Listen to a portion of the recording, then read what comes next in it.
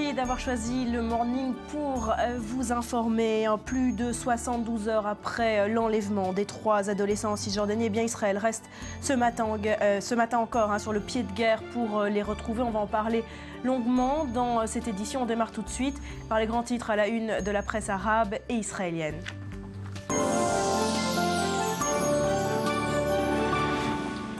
Cyril Amar, les recherches pour retrouver ces 3 jeunes se poursuivent sur fond de polémique ce matin dans la presse israélienne autour du dysfonctionnement de la police au moment du kidnapping. Bonjour Barbara, bonjour Daniel. Après les arrestations opérées ces derniers jours à Hebron, l'étau se resserre autour des ravisseurs du Hamas.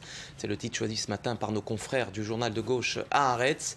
4 jours après l'enlèvement des 3 adolescents, la pression s'accentue, titre de son côté le quotidien proche du pouvoir Israël Hayom, le journal gratuit qui, vous le voyez, publie en une les portraits des mères des 3 jeunes otages. Des mères inquiètes mais optimistes, nous dit le journal, qui ont appelé les Israéliens à prier pour le tour rapide de leur enfant. Alors c'est un appel qui a été entendu, nous dit Yediot Ahronot, puisqu'à Jérusalem, des milliers d'Israéliens réunis devant le mur des lamentations ont mis en scène cette image forte de symbole, 3 chaises vides qui attendent le retour rapide des 3 jeunes garçons. Mais au-delà de l'inquiétude, les journaux relatent également ce matin le début de polémiques autour des dysfonctionnements de la police. J'ai été kidnappé. Cette phrase en une du Yediot Ahronot, elle a été prononcée jeudi soir par l'un des otages dans un appel téléphonique à la police. Mais les policiers, eux, ont pensé qu'il s'agissait tout simplement d'un canular, ce qui, selon le Haaretz, a fait gagner aux ravisseurs des heures précieuses avant que l'armée ne soit alertée et se mette donc sur le pied de guerre. Une éternité, selon le Yediot, une éternité qui aurait permis aux services de sécurité intérieure tout simplement de géolocaliser l'appel et de mettre en place rapidement des points de contrôle en Cisjordanie pour arrêter les ravisseurs. Voilà, Cyril, Benyamin Netanyahou de son côté a accusé on ne peut plus clairement le Hamas d'être responsable de cet enlèvement. Et oui, tôt ou tard, Israël devra en découdre avec le mouvement islamiste palestinien dans la bande de Gaza. C'est en tout cas ce qu'affirment ce matin les spécialistes des questions militaires dans les journaux israéliens. En tout cas, celui du Jerusalem Post qui écrit « Pour l'heure, les efforts de l'armée sont concentrés sur la recherche des 3 adolescents, mais après que le Premier ministre Netanyahou a amputé l'enlèvement au Hamas, il paraît inévitable que dans les prochains jours, la crise se déplace vers la bande de Gaza. » Selon l'expert militaire du Yediot, Alex Fishman, l'opération en cours a d'ailleurs des objectifs non déclarés. Primo, éradiquer toute infrastructure du Hamas dans la ville et secondo, semer la zizanie entre le Fatah et le Hamas pour saboter la réconciliation intra-palestinienne. Alors pour le spécialiste du monde arabe du Haaretz, Amos Zvi Barel, cette affaire d'enlèvement place le Hamas face à un dilemme, car s'il revendique l'enlèvement, le Hamas pourrait être accusé de saboter intentionnellement la réconciliation palestinienne, mais s'il s'en désolidarise, écrit Zvi Barel, le Hamas renoncerait à sa marque de fabrique, à savoir la résistance armée contre Israël. Alors voilà pour la presse israélienne sur cette affaire. Du côté de la presse palestinienne, on dénonce ce matin la punition collective qu'a imposée l'armée israélienne sur les habitants de la ville de Hebron, une ville complètement bouclé. Oui, c'est ce qu'a déclaré le porte-parole du gouvernement d'Union à l'agence de presse palestinienne Maran. Selon lui, selon Ehad Bessaïso, le gouvernement israélien ne peut pas tenir les Palestiniens pour responsables dans des territoires qui ne sont pas placés sous souveraineté palestinienne et qui abritent des dizaines d'implantations juives et d'avant-postes. Plus radical encore, le journal pro-gouvernemental palestinien Al-Quds estime, lui, que l'armée israélienne terrorise, le mot est fort, les habitants de Hebron pour retrouver les 3 adolescents. Alors refermons, si vous voulez bien, cette revue de presse par 3 petites caricatures dégotées dans les journaux israéliens et palestiniens ce matin. La première est signée Al-Hayat El-Jadida. Voilà quoi ressemble pour le dessinateur de presse la Coupe du Monde vue de Hebron. Khalil en arabe, vous le voyez donc les 3 otages palestiniens entre les mains des ravisseurs palestiniens et puis Benyamin Netanyahou donc aux prises également avec les ravisseurs dans ce qui est pour le caricaturiste du Palestine Online la Coupe du Monde vue de Hebron, vue de Palestine. Et puis enfin cette caricature du journal Israël Hayom signée Shlomo Cohen, venimeux, vous avez dit venimeux, pas autant que le cobra qui figure ici le Hamas sur ce dessin donc de Shlomo Cohen, pauvre Mahmoud Abbas, lui qui pensait naïvement qu'il ne s'agissait que d'un tendre animal domestique. Voilà pour les journaux sur cette affaire ce matin. Merci beaucoup Cyril. Et on se dirige tout de suite vers la ville de Hebron où les 3 jeunes auraient été emmenés par les terroristes tout de suite après leur enlèvement. Jeudi soir, on retrouve sur place notre correspondant Mathias Inbar. Bonjour. Que peut-on dire de l'opération de Tzahal qui s'est poursuivie cette nuit? La ville de Hebron, on l'a dit, est complètement bouclée. Effectivement, le dernier message que l'on vient de recevoir il y a à peine 5 minutes fait état de 40 arrestations cette nuit, et je peux vous dire qu'en venant de Jérusalem, en prenant cette route des tunnels qui passe par le Gush Etzion en allant en direction de la ville de Hebron, eh bien qu'il y a une présence militaire importante. Tous les carrefours sont, on voit des positions militaires, des jeeps, également à l'intérieur des villages. C'est dire donc effectivement que l'armée israélienne quadrille les lieux et que la ville de Hebron est bloquée tant au sud qu'au nord de son accès. Alors Mathias, qu'est-ce qu'on sait ce matin du sort de ces 3 jeunes? D'après ce que vous comprenez, est-ce qu'ils sont encore en vie? Est-ce qu'ils sont encore dans la région de Hebron ou en Cisjordanie? Eh bien, selon les officiers israéliens qui distillent ça et là des informations, parce que, vous le savez, il faut être très prudent concernant le sort de ces jeunes adolescents. Eh bien, pour l'instant, ils seraient toujours dans cette région de Cisjordanie, finalement dans cette région de Hebron. Quant à savoir s'ils sont encore en vie, eh bien, il est véritablement trop tôt pour le dire. Pour l'instant, il n'y a pas d'informations concernant concrètement le sort exact qu'il aurait réservé, tout simplement parce que l'armée israélienne ne sait pas encore exactement là où il se trouve. L'opération a été menée d'une manière très professionnelle. Ce sont les mots employés par le responsable des forces de sécurité, notamment les renseignements israéliens. Et donc il est très difficile à l'heure actuelle de savoir quel est l'état de santé de ces jeunes adolescents âgés de 16 à 19 ans. Alors Mathias, pour finir, un mot de cet élément surprenant. Ça fait les gros titres ce matin de la presse israélienne. Ce coup de fil d'un des 3 jeunes à la police, quelques minutes à peine après avoir été enlevé. Il chuchote: j'ai été enlevé, mais la police n'en fait rien, ne transmet pas l'information à l'armée. Est-ce qu'on en sait un peu plus ce matin? Effectivement, l'appel a été passé à 22h, entre 25 et 22h35, quelques instants après que ces jeunes soient montés dans cette voiture. Il semble, selon la discussion que j'ai eue vraiment il y a une vingtaine de minutes, que ces jeunes n'aient pas été forcés, c'est-à-dire qu'on les a amenés à monter dans la voiture. Il semble donc que ces jeunes aient compris au moment où ils étaient dans la voiture qu'ils étaient kidnappés. C'est là que l'un des jeunes prend son téléphone, chuchote et dit à cette policière qui est de l'autre côté du téléphone, il lui chuchote: nous avons été kidnappés. Mais il lui chuchote 2 fois. Et le gros problème dans cette région de Hebron, c'est que vous le voyez derrière moi, nous sommes dans une région ouverte, il y a très peu de réseau et le réseau passe mal. Et donc cette policière comprend qu'il y a un problème de réseau.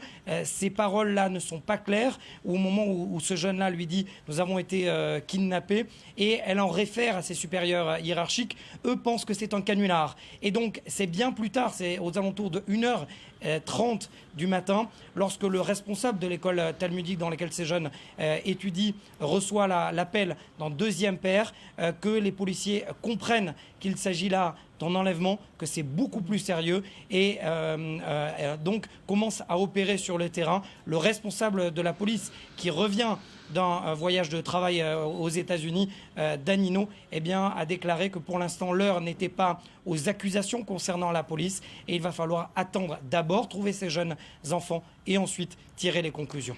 Merci beaucoup Mathias Inbar depuis Hebron. On vous retrouvera tout au long de cette édition. Notre premier invité ce matin, c'est Daniel Haïk, journaliste, consultant i24 News. Cette polémique autour de ce coup de fil, elle n'a pas lieu d'être aujourd'hui? Peut-être on attendra plus tard pour effectivement amplifier cette polémique, essayer de voir effectivement ce qui s'est passé. Ce qui s'est passé d'une manière ou d'une autre semble terrible pour la police. C'est que la police, il faut le savoir, depuis plusieurs mois, mène sur les chaînes de télévision israéliennes une campagne pour encourager les Israéliens à appeler le 100. C'est le numéro le central d'urgence de la police, en affirmant son efficacité. Et là, malheureusement, on voit que finalement, lorsque ces jeunes ont appelé ce numéro, il ne s'est pas montré suffisamment efficace. Alors on tente avec vous de comprendre un petit peu le milieu, d'où viennent ces jeunes, comment réagit cette communauté et l'ensemble de la population israélienne. D'abord un mot de ces 3 jeunes, qui sont-ils et quel est l'établissement dans lequel ils étudient? Écoutez, ils étudient d'abord, il s'agit de 2 jeunes qui étudient dans une yeshiva, un établissement, un institut d'études supérieures religieux qui a été fondé par le Rav Adin Steinsaltz, qui est une très haute personnalité connue pour avoir traduit en hébreu l'ensemble du Talmud. C'est un homme très ouvert et je connais cette yeshiva personnellement. Ce sont des élèves qui viennent de tous les courants, enfin, dans le monde sioniste religieux et même parfois dans certaines parties du monde orthodoxe. Et c'est donc une yeshiva tout à fait ouverte. Elle est installée dans le Gush Etzion, dans une zone qui est considérée comme une zone qui devra rester sous contrôle israélien. Même Naftali Bennett envisage de l'annexer. Et puis il y a un autre élève d'une yeshiva, le plus âgé, qui a 19 ans. C'est Eyal Ifrar, qui lui est élève de Shaver Hebron. C'est une yeshiva qui est située en plein cœur du quartier juif de Hebron, à quelques mètres du caveau des patriarches. Alors on le rappelle, ils ont été enlevés en faisant du stop, non loin de cet établissement. C'est une pratique interdite par les établissements scolaires dans la région, mais finalement inévitable. Inévitable, c'est incontournable. Aujourd'hui, il faut comprendre que en Judée et en Samarie, la pratique de l'autostop, c'est incontournable. C'est un mode de vie, c'est le meilleur mode, le plus efficace de transport pour les habitants de ces régions, de ces localités. Il y a 300 000 habitants dans ces régions. Il faut qu'ils circulent et il y a très peu de bus. Pourquoi il y a très peu de bus? Parce que il faut des autobus blindés. Depuis l'intifada, il faut que les autobus qui circulent, les compagnies, comme la compagnie Eged, la coopérative israélienne, exigent que ces autobus soient blindés. Or, pour blinder, il faut un budget. Le ministère de la Défense a officiellement accordé ce budget, mais il n'est pas passé aux compagnies de transport. Et donc, finalement, comme il n'y a pas assez d'autobus, il n'y a pas assez de couverture, et les habitants de ces implantations sont obligatoirement dépendants de cet autostop. Restez avec nous, Daniel. On se dirige à présent vers la localité d'Elad, où vit la famille d'un des 3 jeunes, Eyal Ifrar, sur place. Notre correspondante Léa Berdugo. Bonjour Léa, il est très tôt en Israël, il n'est que 8 heures passées de quelques minutes. Quelle est l'atmosphère pourtant qui règne ce matin autour de la maison familiale? Écoutez, beaucoup d'agitation ici, mais également beaucoup de recueillement depuis la disparition des 3 jeunes jeudi soir. Les proches de la famille font le pied de grue dans la maison d'Eyal Ifrar, 19 ans, disparu jeudi derrière moi. Des allées et venues sont nombreuses, donc des proches notamment, mais également des forces de police qui viennent et sortent de la maison. Par contre, pas de signe de la famille, nous n'avons pas pu encore leur parler. Les prières se succèdent depuis les derniers jours, donc de leur disparition. Hier soir, une importante veillée était organisée hier dans la maison donc des Ifrar derrière moi. Les parents sont avec leurs 6 autres enfants dans leur maison, encore une fois. Alors, on a une attitude de la part des parents de ces disparus qui est intéressante. Ils sont confiants, patients, ils sont humbles, ils attendent. Ils ont remercié énormément les Israéliens pour leur soutien, pour leur prière, mais également remercié les forces de sécurité pour leur aide, malgré la polémique qui est survenue hier. La police est accusée de ne pas avoir assez vite réagi à un appel des enfants qui leur disaient qu'ils avaient été enlevés.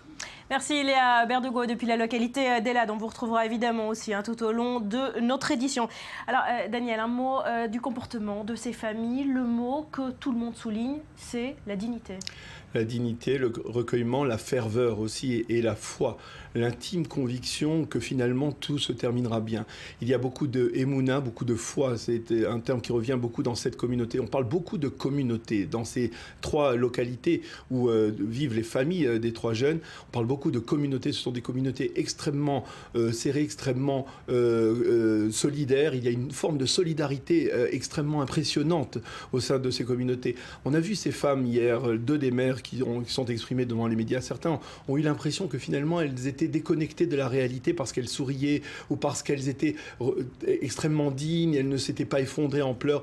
Je crois qu'il faut comprendre qu'il y a une dimension dans ce public, dans le public sioniste religieux, que l'on n'arrive peut-être pas à comprendre partout, peut-être pas à Tel Aviv, dans ce que l'on appelle la bulle très individualiste de Tel Aviv. Il y a la notion du collectif. On n'est pas seulement en Israël parce qu'on est venu au niveau personnel, au niveau familial, mais au niveau collectif. On appartient à un collectif collectif. Et aujourd'hui, quelque part, le drame de ces 3 familles, c'est un drame qui se partage auprès de toute la nation, que la nation entière ressemble. Daniel, pour finir, voilà. Ces images, hier soir au Kotel, 25 000 personnes qui ont répondu à l'appel des familles. Qui ont prié dans toutes les localités, on a prié. Et également, sur la place Rabin, on a organisé un rassemblement, et c'est important de le souligner. Il y a un sentiment d'unité qui ne restera peut-être pas longtemps, mais un sentiment d'unité face à cette épreuve. Merci beaucoup, Daniel Haïk, d'avoir été avec nous ce matin. Merci, Cyril. À suivre dans cette affaire, Israël a adopté une stratégie on ne peut plus claire, n'accepter aucun chantage, pas de libération de prisonniers en échange des otages, mais au contraire, faire mordre la poussière au Hamas, pari risqué dans une guerre psychologique sans merci. Décryptage après un nouveau journal.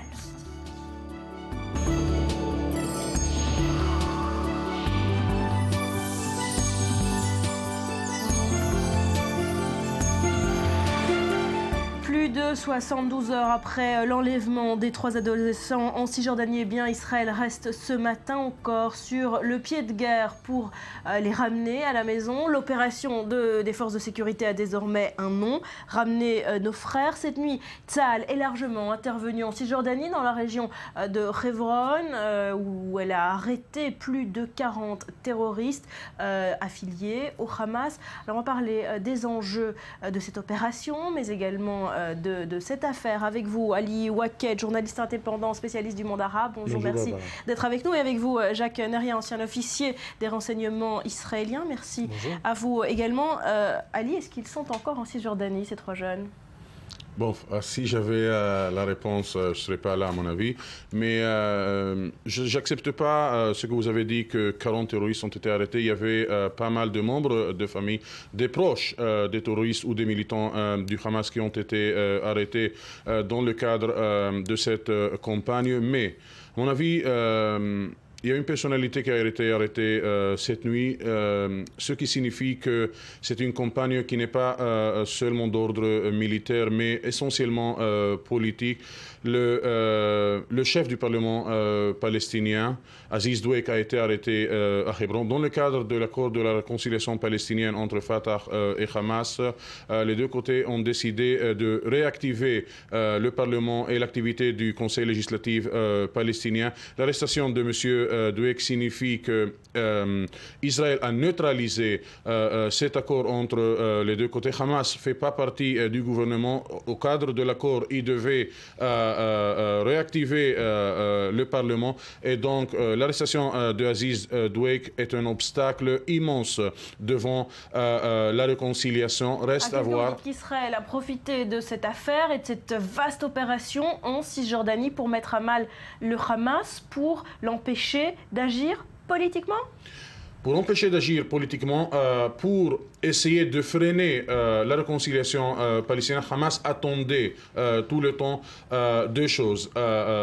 Les pourparlers avec l'OLP pour l'intégration dans les institutions de l'OLP et la réactivisation du Parlement palestinien. Avec l'arrestation de M. Douek, le Parlement palestinien reste neutralisé et la réconciliation en général se voit maintenant devant des obstacles très importants. Donc ce qui signifie que c'est une opération qui est en première place militaire, en première place elle vise, elle a pour but de libérer les 3 jeunes israéliens, mais le gouvernement israélien essaye de tirer quelques profits politiques. Ce n'est pas seulement la campagne diplomatique qu'a menée le gouvernement israélien contre M. Abbas et contre la réconciliation palestinienne. Maintenant, il faut dire encore la deuxième vérité. La deuxième vérité, c'est que l'accord, la réconciliation palestinienne a donné au Hamas un champ de manœuvre beaucoup plus important en Cisjordanie. On commence à voir des défilés, des réunions publiques du Hamas, une activité politique du Hamas dans les villes, villages et camps de réfugiés palestiniens en Cisjordanie, un phénomène qu'on n'a pas vu depuis 2006-2007. Jacques, est-ce que vous êtes d'accord avec ce que dit Ali ? Israël profite de cette affaire pour stopper net l'avancée du Hamas en Cisjordanie ? Écoutez, Israël a, je dirais, un roman qui continue avec Hamas. Certainement, le fait que Hamas ait repris son pied en Cisjordanie n'est pas favorable à Israël. Je dirais, nous sommes au début d'une réaction israélienne qui se terminera certainement on va essayer d'effacer ou d'éradiquer la présence de Hamas en Cisjordanie. C'est tout simplement pour casser, je dirais, ce réseau-là. C'est l'occasion ou jamais. Vous pouvez dire profiter ou ne pas profiter, mais comme Israël sent que c'est l'ennemi, c'est la menace qui vient, donc mieux vaut le neutraliser aujourd'hui. Alors parlons quand même du Hamas et de sa branche armée qui a agi pour cet enlèvement en Cisjordanie. On parle de combien d'hommes et de quelle capacité? On ne sait pas si c'est la branche armée du Hamas. On ne sait pas. Même le Shabak israélien ne possède pas des données exactes. Si pour le Premier ministre s'avance et dit que c'est le Hamas qui est responsable, il prendrait ce risque? À mon avis, il ne prend pas de risque parce qu'on ne prévoit pas une opération pareille, cet enlèvement, sans que l'infrastructure du Hamas fera partie, même si des militants du Hamas ont orchestré ou même si ils n'ont pas orchestré ça. Une opération pareille, 72 heures, sans qu'on a la moindre information. Et je tiens à dire que selon mes sources palestiniennes qui discutent avec les Israéliens, on parle dans les médias israéliens ces dernières heures d'une importante progression, mais selon mes sources, il n'y a pas vraiment une information qui peut amener dans les heures à venir les soldats israéliens aux 3 jeunes. Mais il s'agit des cellules qu'on appelle des cellules passives, des cellules dormantes du Hamas en Cisjordanie. L'accord de réconciliation peut encourager le Hamas à ce que ces cellules commencent peu à peu à retourner. Le Hamas n'a jamais arrêté de mobiliser des sympathisants dans les mosquées, dans les masses palestiniennes.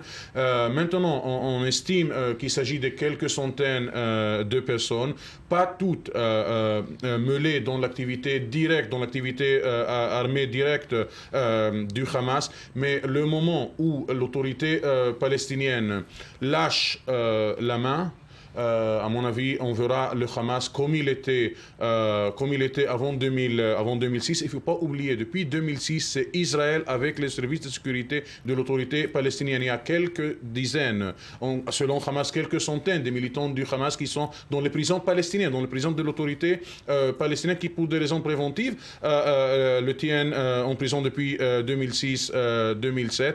C'est pour cela on sous-estime le rôle qu'a joué l'autorité palestinienne ces dernières années. Le focus est sur l'activité de Tsahal et de l'armée israélienne. Mais si vous parlez avec les membres des services de sécurité, ils vont vous dire, sans la collaboration de l'autorité palestinienne au cours de ces dernières années, une bonne partie des cellules qui ont été découvertes par les services de sécurité israéliens, la première information venait de l'autorité palestinienne et des services de sécurité. Alors, qu'est-ce qu'on peut dire de l'avenir de cette collaboration et de manière générale de la position de Mahmoud Abbas et de l'OLP face à cet enlèvement et face à cette nouvelle crise entre Israël et les Palestiniens? La première déclaration du gouvernement d'union nationale palestinien était la suivante. On va suivre tous les accords de l'autorité palestinienne avec Israël, y compris ceux de la collaboration sécuritaire avec Israël. Cette collaboration, tant que les Palestiniens sont concernés, va continuer comme elle a été avant l'enlèvement de ces 3 jeunes. Merci beaucoup Ali, restez avec nous. On se dirige tout de suite vers la ville de Hebron, justement, où se trouve notre correspondant Mathias Inbar. Nouvelles arrestations dans les minutes qui ont précédé? Effectivement, il y en a eu 40 cette nuit, 10 autres cette dernière heure. Donc on est à plus de 150 arrestations au cours des dernières 72 heures. Difficile de savoir s'ils sont liés directement à cette enquête concernant l'enlèvement de ces 3 jeunes adolescents israéliens. Mais il est du devoir de l'armée israélienne, selon les officiers avec qui on discute sur place, de n'écarter aucune possibilité et donc de discuter et d'enquêter auprès et avec tous les responsables palestiniens qui seraient du Hamas, un responsable palestinien du Hamas qui serait impliqué dans les activités du Hamas sur le terrain, parce que chaque indice est important. Merci beaucoup, Mathias Inbar, depuis Hebron. Jacques Neria, on l'a dit, ancien officier des renseignements israéliens. Alors, des centaines de soldats israéliens mobilisés pour des milliers oui. pour cette opération. Des réservistes ont même été rappelés. De son côté, le Hamas a appelé immédiatement à une nouvelle intifada. Est-ce qu'on se dirige vers un nouveau conflit? Pour l'instant, pas encore. Écoutez, il y a une logique dans la façon d'agir de Tzahal. C'est un filet qu'on lance autour de Hebron. On essaie d'isoler Hebron de son voisinage. Et en quadrillant Hebron par des patrouilles de jour, de nuit, par des arrestations, on essaie de limiter je dirais, les régions où ces adolescents pourraient potentiellement être sur place. Naturellement, cela avec les sources humaines qui ont été activées, avec les sources électroniques et autres qui ont été activées par l'armée, on essaie d'arriver au plus vite. Je dirais au plus vite, c'est une question de temps ici qui est très importante. Est-ce qu'il est déjà trop tard? Il se peut qu'il serait déjà trop tard parce que nous avons perdu 8 heures fatales, je dirais, à partir du moment où le jeune adolescent a téléphoné à la police pour leur dire que nous sommes en train d'être kidnappés, et jusqu'au moment où la police a finalement compris qu'il s'agit d'un kidnapping et qu'il fallait réagir. Il y a eu 8 heures qui sont passées, 8 heures où les ravisseurs ont eu le temps de faire tout ce qu'ils voulaient. Il faut peut-être dire un mot aussi, Jacques, sur la ville de Hebron. C'est un peu le fief du Hamas en Cisjordanie. La population ne coopère ni avec les forces palestiniennes ni avec les forces israéliennes. Hebron est connue pour être une ville de dur. Je me rappelle à l'époque avec Arafat, quand négocié avec Arafat me racontait, il disait que il y avait des vignerons là-bas qui dans la région de Hebron, ils ont de très bonnes vignes, de très bons raisins. Il disait quand ils savaient que l'acheteur avait l'intention de faire du vin à partir de ces vignes-là, il ne le vendait pas. Donc ce sont vraiment des durs, c'est le fief de l'islamisme, c'est le fief du salafisme, du djihadisme et tout ça, c'est là-bas. Donc ce sont des durs et je dirais la rencontre entre les colons sur place et les durs, ça ne fait que des étincelles. La preuve, c'est que pendant cet enlèvement, ce n'est que le dernier d'une série d'une trentaine ou quarantaine de tentatives qui ont été faites pendant l'année dernière. Donc ce n'est pas quelque chose de nouveau. Donc, et là, naturellement, ce qui est bizarre, c'est que le fait, étant donné que c'est quelque chose qui est assez courant, pourquoi est-ce que la police est restée passive comme elle était ? Alors parlons de la stratégie qui est en train d'adopter Israël. Dire aux ravisseurs, finalement, vous ne gagnerez rien de ces enlèvements. Au contraire, le message au Hamas est très clair, vous allez mordre la poussière, ni libération de terroristes comme vous l'exigez, ni aucun autre avantage. Est-ce que c'est la bonne stratégie? Écoutez, il n'y a pas d'autre stratégie. La stratégie actuelle est de faire pression sur les habitants, faire pression sur sur la cellule terroriste, essayer de l'empêcher au maximum de bouger, donc c'est de limiter sa liberté de manœuvre et d'essayer d'arriver par les sources activées par les arrestations, après enquête et tout ça, arriver plus ou moins, je dirais, essayer d'arriver finalement à la source même. Pour intervenir militairement. Pour intervenir militairement si jamais l'intervention militaire est possible. Donc, dans tout cas, ça sera toujours la priorité. Israël préférera une intervention militaire plutôt qu'une négociation et de nouveau 1500 détenus à rendre aux Palestiniens. C'est la dernière priorité d'Israël. En un deuxième temps, Israël signifie très clairement au Hamas que ce n'est qu'un premier temps maintenant. Aujourd'hui, on se dédie, les forces vont se concentrer sur la libération des 3 adolescents si on arrive à les libérer. Sinon, la deuxième étape, c'est attaquer frontalement le Hamas. Donc, on l'a déjà vu, la structure du Hamas qui a commencé à être touchée à Hebron, ça sera ensuite à Bethléem, ça sera à Naplouse, pour finir à Gaza. Et à Gaza, je dirais, si jamais l'occasion se présente. Donc, à partir du moment où le Hamas sera neutralisé en Cisjordanie, je dirais, ça libérera beaucoup le Fatah et naturellement l'autorité palestinienne. De l'autre côté, c'est l'occasion pour Israël d'en finir. Pour vous, ce n'est que le début d'une guerre qu'Israël va faire au Hamas. Tout à fait. Alors, parlons de cette opération militaire que Tzahal aimerait mettre en place pour libérer ces 3 jeunes Israéliens si Tzahal arrive à les trouver. Il y a eu un précédent, c'était en 1994, un soldat cette fois, Waxman, est enlevé un vendredi également par le Hamas, également en Cisjordanie aussi. L'opération va échouer, Waxman va être tué par ses ravisseurs. Est-ce qu'on craint ce cas de figure? Tout à fait. Il ne faut pas écarter cette hypothèse. Cette hypothèse est là. Mais Israël ne peut pas se permettre d'être tenu, je dirais, captif du Hamas et d'entrer de nouveau dans des négociations pour libérer des détenus ici en Israël, des assassins qui ont tué.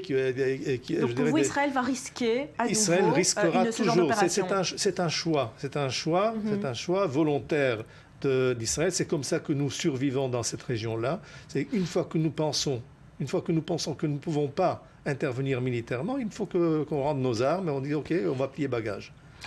Benjamin Netanyahu a accusé le Hamas d'être responsable, on l'a dit, et une fois de plus, largement, il a remis en cause la réconciliation palestinienne. On a parlé avec Ali. Est-ce que cette fois, vous pensez que la communauté internationale va l'écouter? John Kerry a aussi à demi-mot accusé le Hamas. Est-ce que quelque chose va changer? Écoutez, à partir du moment où il y aura du sang sur la communauté internationale va réagir.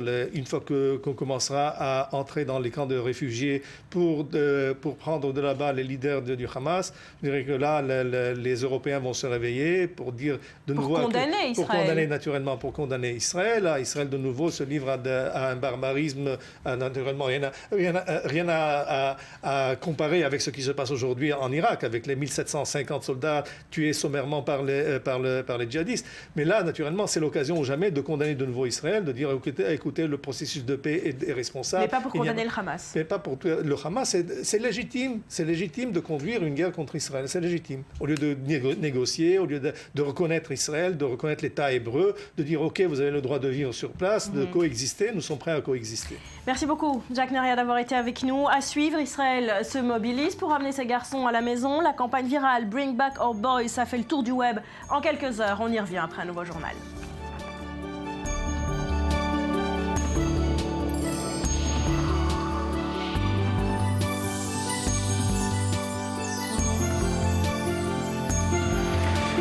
Retour sur le plateau du Morning, merci d'être avec nous et on continue évidemment ce matin de parler de l'enlèvement de ces 3 jeunes adolescents israéliens en Cisjordanie.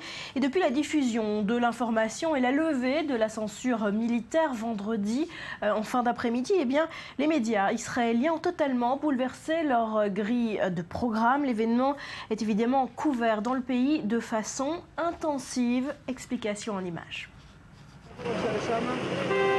Tandis que les forces de sécurité israéliennes se lancent dans une opération massive en Cisjordanie, les médias s'activent d'arrache-pied. L'information a été diffusée en continu depuis vendredi après-midi, dès les premières rumeurs d'enlèvement. En titre ce soir, la crainte d'un enlèvement. Gilad Shaer, Neftali Frankel et Eyal Ifrar sont les 3 étudiants de Yeshiva disparus depuis 46 heures. Comme à l'accoutumée pour ce genre d'événement en Israël, les principales chaînes du pays émettent presque sans interruption pour couvrir la crise. Au cabinet et au gouvernement, une majorité écrasante s'oppose à tout accord éventuel. Si cela s'avère être un enlèvement, le cabinet et le gouvernement envisagent donc une opération de libération des otages. Chaque bribe d'information est immédiatement retransmise, y compris les mises au point de moindre importance, de quoi rendre ces éditions quelque peu répétitives et monotones, un flot ininterrompu destiné à satisfaire la soif insatiable des téléspectateurs israéliens pour l'information. Nous devons admettre qu'il n'y a pas beaucoup d'informations alors qu'il est 24 heures après la disparition des 3 jeunes qui étaient en route pour rentrer chez eux. Et pour compliquer les choses, cette crise tombe juste en pleine Coupe du Monde de football, le plus grand des événements sportifs. Israël n'est certes pas qualifié, mais les fans de foot ne manquent pas dans le pays. Beaucoup se retrouvent à zapper entre la couverture médiatique du triple enlèvement et le match du moment. Une situation typique en Israël où la société est habituée à passer d'un extrême à l'autre. Cette couverture ininterrompue soulève certaines questions, notamment sur les dangers potentiels liés au fait de laisser transparaître si ouvertement l'état d'esprit israélien. En un sens, l'état psychique d'Israël est mis à nu à la merci de ses ennemis, qui ne manquent probablement visiblement pas ses journaux télévisés. Il est d'ailleurs intéressant de comparer cette réaction à la récente libération du soldat américain Bo Bergdahl contre 5 prisonniers talibans. Une affaire pratiquement ignorée par la presse jusqu'à sa remise en liberté. En revanche, Gilad Shalit avait été libéré par le Hamas contre la libération de plus d'1 millier de prisonniers palestiniens à la suite d'une mobilisation intensive des médias. Reste à savoir si la couverture médiatique actuelle aura un impact sur le destin des 3 jeunes garçons kidnappés. Voilà, la couverture médiatique et les positions que vont adopter les 3 familles également. On en parle avec Léa Berdugo, notre correspondant dans la localité d'Eilat, cette localité où vit la famille d'un des 3 jeunes, Eyal Ifrar. Alors, quelle est l'atmosphère qui règne ce matin autour de la demeure familiale ? Une atmosphère de recueillement règne ici dans cette ville d'Eilat, donc non loin de Tel Aviv, à environ 1 heure de cette ville. Alors, l'atmosphère ici est au recueillement et à la compassion également. On a vu depuis ce matin des gens visiter les membres de la famille d'Eyal Ifrar, 19 ans, disparu jeudi soir avec 2 de ses camarades de 16 ans. Les gens donc font des allées et venues, également les policiers. Ils apportent de la nourriture, des boissons pour soutenir moralement les membres de la famille, mais également avec de la nourriture donc et des boissons. Les gens sont là, supportent cette famille. Alors on fait face à un sentiment d'identification quand on parle aux gens ici à Eilat. Ils vous disent ça peut nous arriver, ça peut arriver à un de nos enfants, d'où la forte mobilisation ici dans cette ville d'Eilat. Alors Léa, qu'est-ce qu'on peut dire des positions adoptées par les 3 familles jusqu'ici? Elles réagissent comment à cette tragédie qui s'est abattue sur eux? Beaucoup de dignité. Beaucoup de patience. On a des remerciements qui sont donnés aux Israéliens, mais également aux membres d'autres pays qui prient pour ces enfants qui ont été qui sont disparus depuis jeudi dernier. On a entendu notamment la mère de Naftali Frenkel hier, qui a fait une déclaration à la presse en disant qu'elle remerciait les Israéliens qui priaient pour son fils, mais également les autorités, et ce malgré la polémique qui a agité la police. Elle est accusée de ne pas avoir réagi assez vite à un appel qui leur aurait été fait jeudi soir au moment donc de l'enlèvement supposé des 3 jeunes. Alors Léa, il faut peut-être dire un mot également de la mobilisation des Israéliens depuis l'enlèvement. Vendredi, les familles ont reçu un soutien absolument étonnant, virtuel notamment, avec une campagne sur Internet qui a fait le tour du web très rapidement. Ça s'appelle « Bring Back Our Boys ». Oui, alors c'est une campagne qui a été lancée vendredi par 2 Israéliens qui prend modèle sur Bring Back Our Girls, qui a été lancée pour supporter les lycéennes qui ont été enlevées par Boko Haram au Nigeria. Donc on a une forte mobilisation, vous l'avez dit, sur Twitter, sur Facebook également. La mobilisation est certes virtuelle, mais elle est également réelle, avec de nombreuses prières qui se passent dans tout le pays, à Tel Aviv, mais également à Jérusalem, où hier soir, une grande prière a été faite devant le mur des lamentations pour supporter donc les familles et prier pour ces 3 enfants disparus jeudi dernier.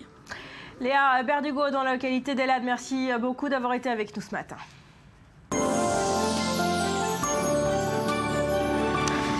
Vous êtes sur i24 News. Nous sommes le lundi 16 juin. Voici les grands titres à la une de l'actualité. Plus de 72 heures après l'enlèvement des 3 jeunes Israéliens, Tsahal est sur le pied de guerre pour les retrouver. Plus de 40 terroristes ont été arrêtés cette nuit en Cisjordanie.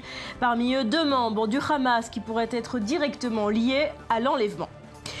De leur côté, on vient de l'évoquer, les Israéliens continuent de se mobiliser. Vous le voyez sur cette image, à l'appel des familles, 25 000 personnes se sont retrouvées hier soir au mur occidental à Jérusalem pour une prière collective. A noter dans ce contexte que la ville d'Ashkelon, dans le sud d'Israël, a essuyé cette nuit des tirs de missiles Grad en provenance de la bande de Gaza. Ils n'ont fait ni dégâts ni victimes. Tsahal a riposté en visant 5 cibles terroristes dans l'enclave palestinienne. En Irak, les combats entre djihadistes et militaires se poursuivent. Les États-Unis et l'Iran annoncent qu'ils pourraient collaborer directement pour soutenir le gouvernement maliki. En parallèle, les islamistes annoncent avoir exécuté 1750 soldats de l'armée régulière. Enfin, le festival des buts se poursuit en Coupe du Monde au plus grand plaisir des téléspectateurs. Les Bleus de Benzema réussissent leur entrée en matière et s'imposent 3-0 face au Honduras. Autre victoire cette nuit, plus laborieuse, celle de l'Argentine face à une Bosnie accrocheuse. L'équipe de Lionel Messi l'emporte 2-1.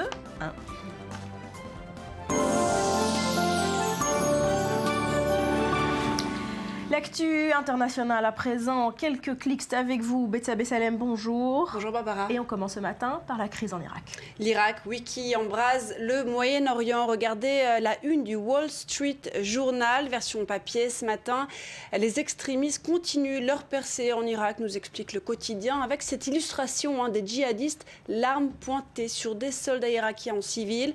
Ils ont revendiqué en avoir tué des centaines. Le Wall Street Journal qui reprend la mise en garde de certains dirigeants arabes. Une intervention armée, qu'elle soit américaine ou iranienne, pourrait enflammer encore plus la région. Non pas que sur place, la vue d'avions de chasse américains puisse réveiller une rancœur anti-occidentale, pas encore très endormie bien sûr. Non, la raison, c'est qu'un soutien au gouvernement chiite de Maliki pourrait faire redoubler la colère contre les chiites. Attention, dans le monde entier, écrit le journal. En attendant, les sunnites de l'État islamique en Irak et au Levant ne semblent pas vouloir reprendre leur souffle. Le Washington Post nous apprend qu'hier, les extrémistes ont pris une autre ville, Tal Afar, c'est au nord-ouest, donc à la frontière avec la Syrie. Une ville de trop, on dirait, puisque du coup, les Américains renforcent la sécurité autour de leur ambassade à Bagdad et ont commencé à déplacer le staff de l'ambassade. Et pour cause, ces combattants de l'IL ne semblent pas s'inquiéter des forces irakiennes. Ils contrôlent désormais un large territoire et malgré son caractère dramatique, cette avancée n'est pas une surprise. C'est ce que nous explique parmi tant d'autres depuis hier le site de CNN. La raison, vous la connaissez, ce sont bien sûr ces tensions entre sunnites et chiites qui datent de décennies, si ce n'est pas de siècles, peut-on lire. Or, le gouvernement de Bagdad ne pourra certainement pas faire grand-chose. Du coup, on revient sur cette possible intervention américaine, de moins en moins hypothétique, bien sûr, avec cet édito publié dans la Stampa italienne intitulé « Le paradoxe Obama ». Le président américain, qui, je vous le rappelle, a déclaré ce week-end que Washington n'envisageait pas une intervention terrestre en Irak. Selon Marco Politti, le président américain, ce guerrier réticent n'aura pas d'autre choix. Il devra à nouveau s'engager militairement en Irak dans les prochaines heures, peut-on lire. Or, c'est bien le sénateur Obama qui s'était opposé en 2013 à l'intervention en Irak et c'est lui qui, comme président, a ordonné le retrait total de ses troupes. Une véritable malédiction, peut-on lire, sinon un paradoxe en tout cas. Voilà, pour l'Irak, on continuera évidemment de suivre tous les développements sur notre antenne. Allez, on parle d'autre chose à présent. Cette victoire hier soir des Bleus, le foot, c'est votre deuxième clic du jour. Et j'étais obligée, ça faisait la une notamment du Monde.fr ce matin, une victoire convaincante, écrit le quotidien français, car il faut bien l'avouer, le match contre l'équipe du Honduras n'a eu rien d'étourdissant. Question performance, Le Monde rappelle que l'équipe du Honduras était réduite à 10 personnes en seconde période. Alors était-ce une victoire facile, je me suis demandé, face à une équipe classée quand même 33e à la FIFA. Alors soyons bons compatriotes et soulignons plutôt qu'il faut remonter à 98 pour une entrée en matière aussi réussie pour les Bleus. L'équipe, par exemple, souligne aussi des proportions d'une victoire que l'on osait espérer. Buteur juste avant la pause, Karim Benzema a donné de l'air aux Bleus après la reprise en poussant le portier hondurien à la faute. Et on en vient donc à ce fameux but qui a nécessité l'intervention de la vidéo. Sans surprise, la Gazzetta dello Sport, donc italienne, se fait un plaisir de rappeler dès son titre que l'un des 3 buts marqués par la France doit sa reconnaissance, non pas à la performance des joueurs français, mais à la technologie. Et c'est la première fois, nous rappelle le journal, que la Goal Line Technology est utilisée dans un championnat du monde. Un dispositif qui a permis de voir si le ballon, bien sûr, était entré ou pas. Alors, ironie du sort, la technique s'est révélée plutôt moyenne. En revanche, question sono, la Marseillaise n'est pas sortie des amplis. Pas de quoi saper le moral des fans en tout cas, et disons carrément des Français en général, qui doivent, je vous le rappelle, en ce moment se dépêtrer d'un 6e jour de grève à la SNCF, alors que c'est aujourd'hui quand même le premier jour du bac. Ça tombe mal, ainsi nous précise le Parisien. Des trains et des bus devraient tout de même desservir les centres d'examen. En outre, 10 000 agents avec des gilets rouges marqués SNCF Assistance Exam ont été mobilisés. Voilà, bonne chance à tous les bacheliers, en tout cas, hein, c'est ce qu'on peut leur souhaiter. On reste en Europe, vous nous parlez encore du prince Felipe. Exactement, ça va certainement alimenter quelques rumeurs quant à mon appréciation. En tout cas, ça fait pas mal de fois qu'on en parle, d'autant que son intronisation, en fait, prend des allures de James Bond, Barbara. Ah bon, et oui, ce sera donc le 19 juin prochain. Je chauffe l'ambiance déjà, ce sera jeudi. À l'issue du couronnement, le prince Felipe paradera dans les rues de Madrid. Jusque-là, rien d'extraordinaire. Et c'est là que ça devient intéressant, grâce à Courrier International notamment, qui nous révèle un dispositif de sécurité étonnant. Alors, on ne sait pas encore dans quelle voiture ou autre Felipe mobile, décapotable ou pas, le couple prochainement royal défilera. Mais la presse espagnole souligne des mesures de sécurité exceptionnelles et inédites. Alors, vous avez un plan de sécurité contre de potentielles cyberattaques, des policiers qui fouillent les réseaux sociaux à la recherche de groupes qui fomenteraient des contre-manifestations. Quant aux 55 000 agents mobilisés, alors outre les brigades canines, tireurs d'élite, les experts en terrorisme, eh bien vous avez des policiers spécialisés du crime souterrains qui seront postés dans les égouts carrément. Enfin, pour compléter le tableau, des policiers formés à la conduite extrême. Et là, on ne parle plus de prince mobile, on parle de voitures de course flambant neuves, des bolides qui ont coûté très cher et qui peuvent atteindre les 200 km/h. Et du coup, les syndicats de police en Espagne, eh bien, ils avalent de travers, d'autant qu'il est peu probable que le cortège royal dépasse, lui, les 50 km/h. Voilà pour votre chouchou. On termine avec un peu de mode. Betsabé, ni défilé, ni luxe, mais on parle des sandales Birkenstock. Eh oui, on en a parlé dans la rue. Alors l'info m'avait même été soufflée il y a quelques jours par une copine styliste au détour d'une conversation de jardin d'enfants. Vous savez, entre balançoire et toboggan, j'y croyais pas trop, mais en fait, la Birkenstock, c'est vrai, est de retour. Et le Guardian me l'a confirmé ce matin, un article très sympa que je recommande. La vilaine sandale orthopédique allemande, c'est le Guardian qui l'écrit, connaît un arrachement, connaît un grand succès. Elle s'arrache après que les podiums de la haute couture les a fait renaître. Alors ces chaussures de grand-mère, lit-on, ces antidérapantes de bord de piscine, plus confortables qu'autre chose, il faut le dire, reviennent à la mode cet été. Notez-le, si bien qu'au Royaume-Uni, la Birkenstock commence à manquer même dans les magasins avec apparemment un succès particulier. Pour le modèle Arizona, c'est bon à savoir, en noir et en blanc. Notez aussi que la sangle bleu marine connaît elle aussi un franc succès. Alors moi personnellement, dans les rues et même dans la rédaction, j'ai noté ce modèle, je ne sais pas si vous l'avez vu, la sangle en jaune, moutarde, qui est plutôt jolie. En tout cas, moi, ça me permettra de plus trop cacher mes pieds le matin. C'est noté. Bon, moi j'en ai des Birkenstock, donc je les mettrai. On pourra les montrer maintenant avec fierté, voilà, quand on présentera le morning. Merci beaucoup Betsabé. À suivre dans le morning. Les bitcoins, vous ne pouvez plus ignorer ce mot. La monnaie virtuelle connaît un succès éclatant en Israël. Et le premier distributeur de bitcoin a été installé la semaine dernière à Tel Aviv. Toutes les images et les explications après un nouveau journal.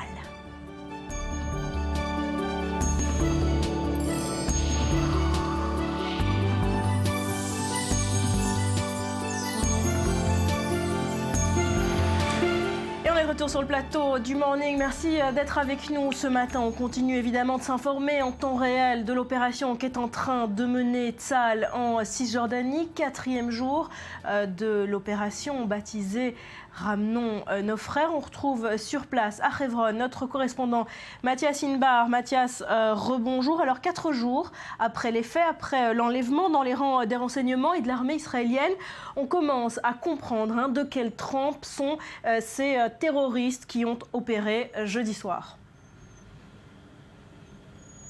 Effectivement, c'est au petit matin que l'un des responsables d'unité commando qui opèrent sur le terrain, ce sont les Mitztahavim, c'est-à-dire ces soldats qui se déguisent en arabe et qui opèrent au sein de la population palestinienne, qui a déclaré que seul un terroriste expérimenté aurait pu planifier cet enlèvement. Et il accuse les anciens détenus qui ont été libérés dans l'accord Shalit. Et il dit seul un haut responsable terroriste, et il ne dit pas si c'est du Hamas ou du djihad islamique ou d'une autre organisation terroriste, mais il accuse et dit seul un terroriste expérimenté qui connaissait bien le terrain aurait pu planifier cet attentat, parce qu'il y a eu des leurs, effectivement. il y a eu cette voiture qui a brûlé sur le côté, à proximité de la ville de Hebron.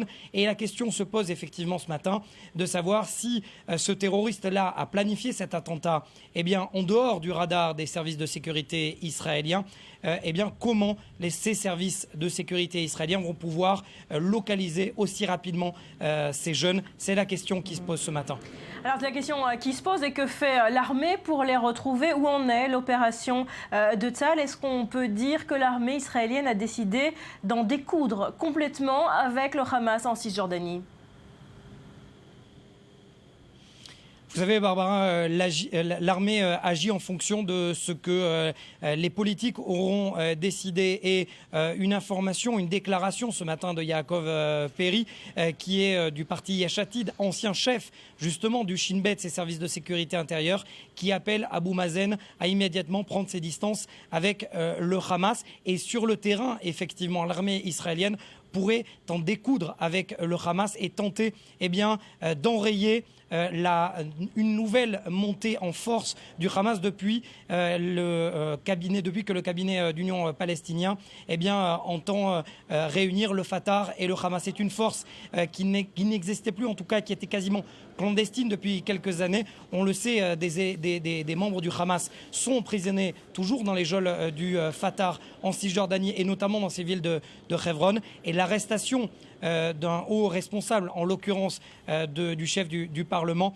prouve que l'armée israélienne tente d'enrayer cette montée en puissance du Hamas et de faire en sorte de renforcer la présence du Fatah sur le terrain, les forces préventives d'Abou Mazen, et de faire en sorte que le Hamas véritablement reste positionné dans la bande de Gaza et non en Cisjordanie.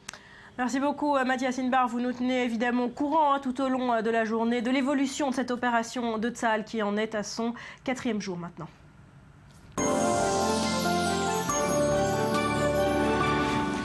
Et on s'éloigne quelque peu de cette affaire pour parler économie, Bitcoin. Vous ne pouvez plus ignorer ce mot. Ça fait plusieurs mois que le phénomène est en train de prendre l'ampleur, notamment en Israël où il connaît un succès éclatant.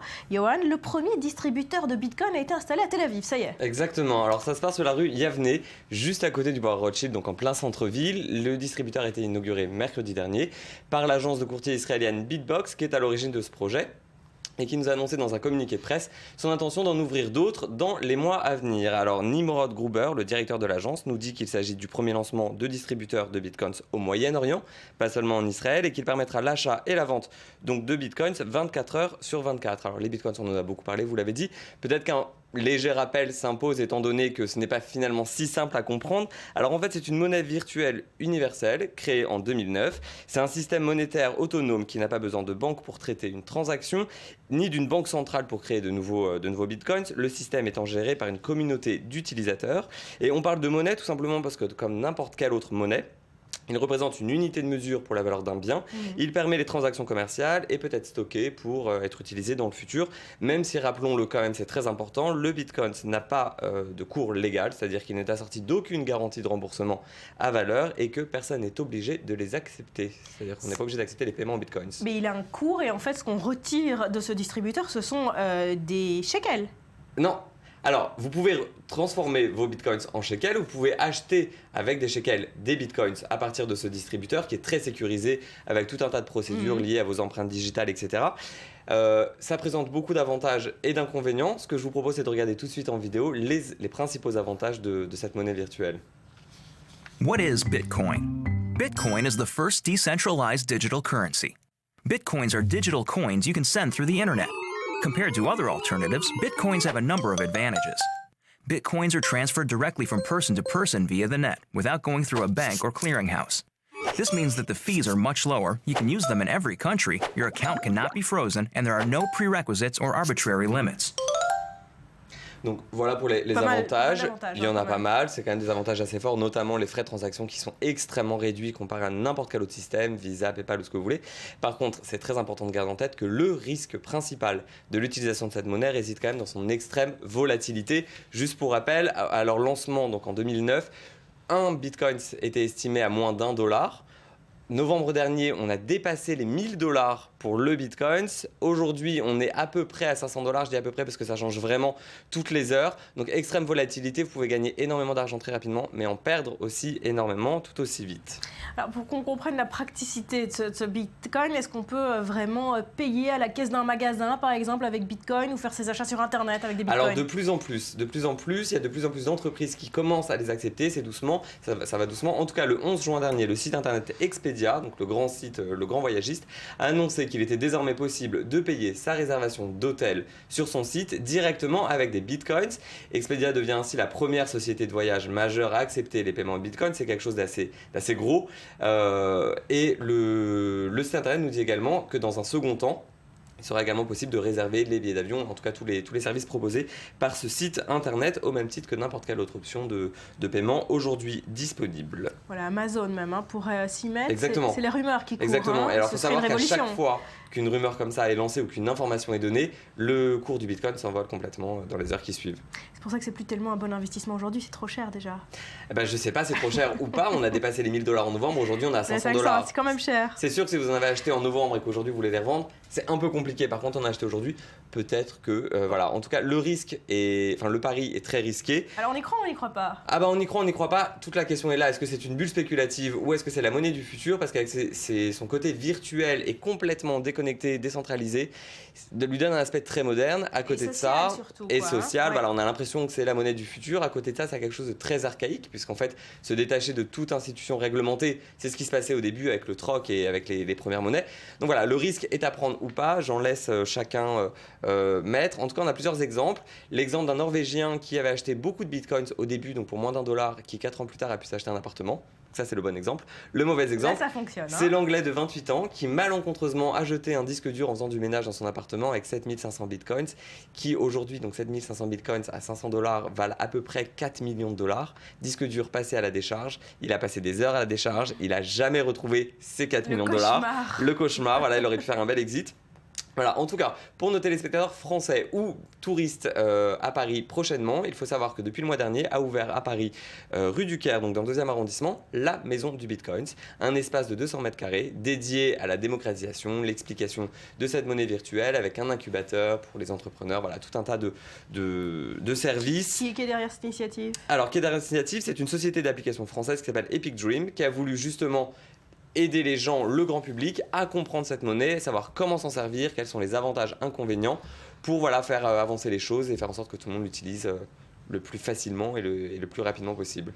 Moi, je mise dessus, j'y crois à ces bitcoins. Eh ben, bon courage, bonne chance. Merci Plus beaucoup, que bon courage. Johan. Merci, Barbara.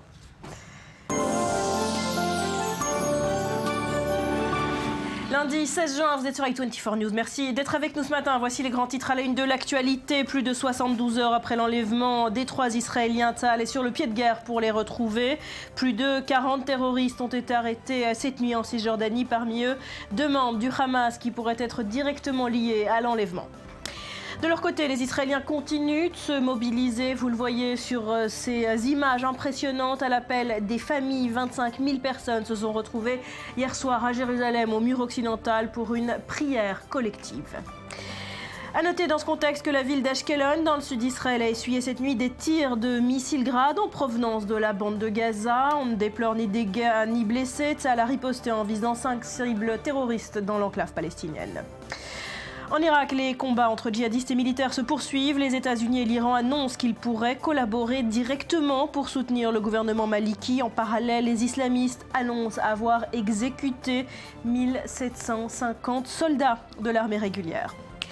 Enfin, le festival des buts se poursuit en Coupe du Monde et c'est plutôt une bonne nouvelle. Les Bleus de Benzema réussissent leur entrée en matière et s'imposent 3-0 face au Honduras. Autre victoire cette nuit, plus laborieuse celle-là. L'Argentine, face à une Bosnie accrocheuse, l'équipe de Lionel Messi l'emporte 2-1.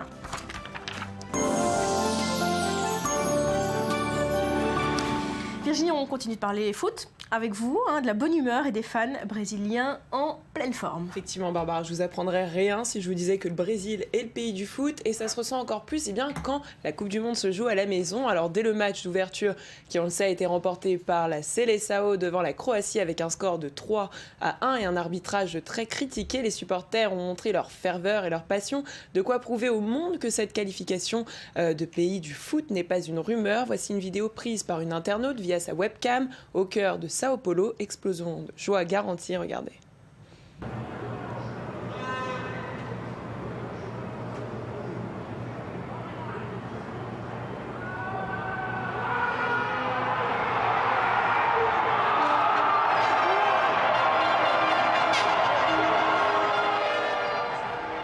D'accord, c'est au moment du but, quoi. Exactement. Donc là, on est loin du stade, on est au cœur de Sao Paulo. Alors vous voyez le silence, tout le monde est vraiment concentré sur le match. But, eh bien, c'est la folie dans toute la ville. En tout cas, voilà, le Brésil vibrait et la folie du mondial, eh bien, Barbara n'est pas prête de s'arrêter ici.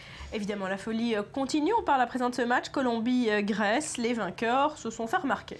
Effectivement, et je peux même vous dire que leur joie fait plaisir à voir. Alors après avoir ouvert le score face à la Grèce pour leur premier match de Coupe du Monde, les Colombiens, les cafeteros comme on dit dans le jargon, ont célébré leur but d'une façon très étonnante. Un premier but marqué par le joueur Pablo Armero dès la 6e minute. Le joueur a ensuite rejoint le banc de touche avec une danse plutôt sympa. Je peux vous dire que si les Brésiliens ont des supporters bruyants, en tout cas, les Colombiens, eux, ont des joueurs très exubérants. Regardez.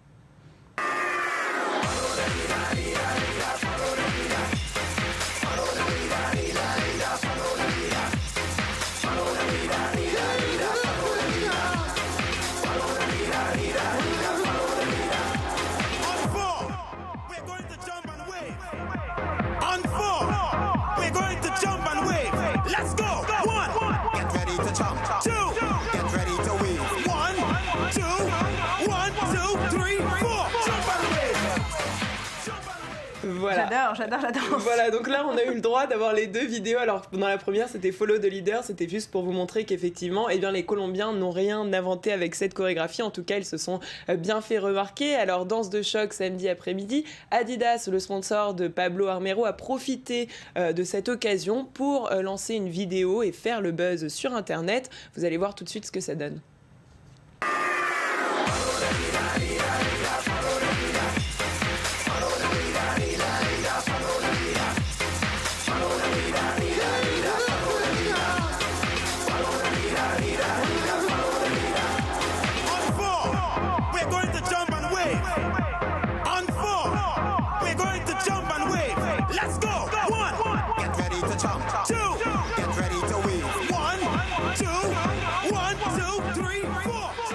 Alors voilà, vous voyez, ça va bien avec le clip, voilà, la pub, les danseurs, effectivement. Alors ce même joueur, on l'avait vu déjà en 2013, on n'aura pas la vidéo malheureusement, mais il avait déjà fait une danse assez similaire avec des pas africains où il se jetait par terre.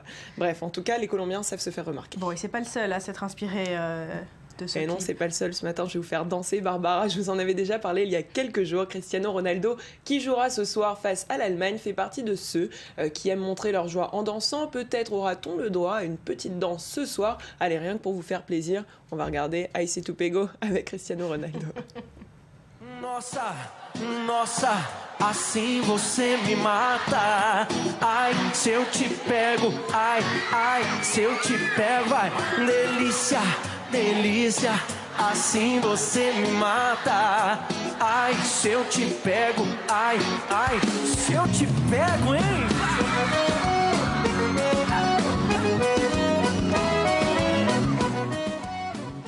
Voilà, et on finit toujours en musique. Et on finit en musique, et non, ce ne sera pas Yohan qui nous fera le Waka Waka de Shakira. En tout cas, celle qui côtoie le plus le milieu du foot, c'est certainement Shakira. Et oui, c'est l'épouse de Piqué. Et elle ne se laisse pas faire. La reine du Waka Waka n'a pas été sélectionnée pour représenter le mondial cette année en chanson. On le sait, on a entendu Pitbull et Gillo. Mais en tout cas, elle se défend bien avec son titre La La La, Barbara. On se quitte donc avec Shakira. Merci Virginie, merci Yohan, merci à vous d'avoir été avec nous. On se retrouve demain. Passez une très belle journée. Portez-vous bien. Shakira tout de suite. Essa bola vai rolar, mundo é tapete verde. Quando a bola chega lá, coração fica na rede, na rede, na rede. Olá!